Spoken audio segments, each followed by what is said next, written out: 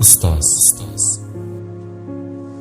hayotning mohiyatini, tiriklikning eng birinchi asosi bo'lgan ilmni o'rgatgan, mehr ummoni tomchilar ila qalbimizni sug'organ, ko'zlarimizga dunyoni tiniq va shaffof oyna orqali ko'rsatgan muhtaram insondir.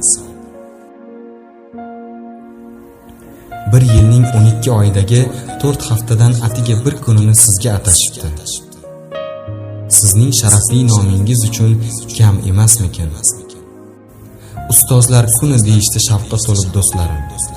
Shunday qadrli inson uchun aslida ustozlar haftaligini nishonlash ham oz bo'lsa kerak. Birgalikda gullar olib xonangiz tomon oshiqdik. Doimgidek izlanishlar ustida bir olam kitob daftarga ko'milib, navbatdagi darslarning biriga tayyorgarlik ko'ryapsiz. Hatto hamkasblaringiz singari bayram tomosha qilish ham esingizda yo'q.